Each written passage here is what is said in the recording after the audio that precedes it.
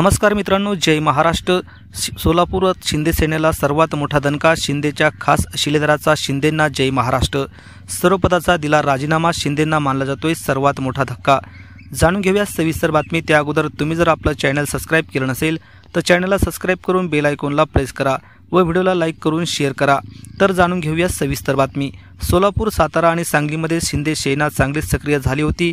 विधानसभा निवडणुकीनंतर आगामी स्थानिक स्वराज्य संस्थेच्या निवडणुकापूर्वी त्यांनी अनेक शिलेदार आपल्याकडे वळवले होते।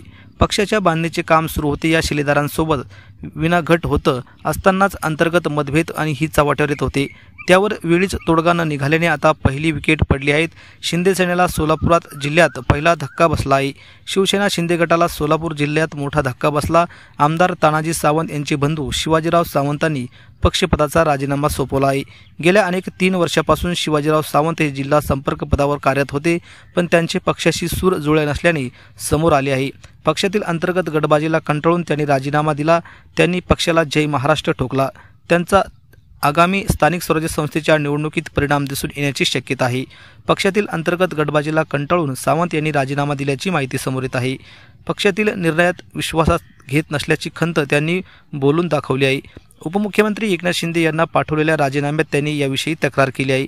पक्षश्रेष्ठीकडे वारंवार तक्रार करूनही दखल घेतली नसल्याने सावंतांनी जिल्हा संपर्क प्रमुख पदाचा राजीनामा दिला। त्यांच्या पाठोपाठ त्यांच्या अनेक समर्थकांनी सुद्धा राजीनामे दिले आहेत। शिवाजीराव सावंत यांनी शिंदे गटाला रामराम ठोकल्याने ते कोणत्या पक्षात जवळ करतात, काय भूमिका घेतात याविषयी राजकीय गोटात चर्चा सुरू आहे। तानाजी सावंत यांना मंत्रिपद न मिळाले त्यानंतर शिवाजीराव सावंत यांना गेल्या वर्षी कार्यकर्त्यांनी आमदार करण्याची मागणी केली होती। सावंत यांनी गेल्या वर्षी एकनाथ शिंदे यांच्यासमोर चांगलेच शक्ती प्रदर्शन केले होते।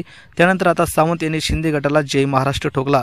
आता त्यांच्या राजकीय भूमिकेकडे जिल्ह्याचे लक्ष लागले आहे। तर मित्रांनो, आपल्याला या संदर्भात काय वाटतं? त्यांनी उद्धव ठाकरे यांच्या शिवसेनेत यावं का?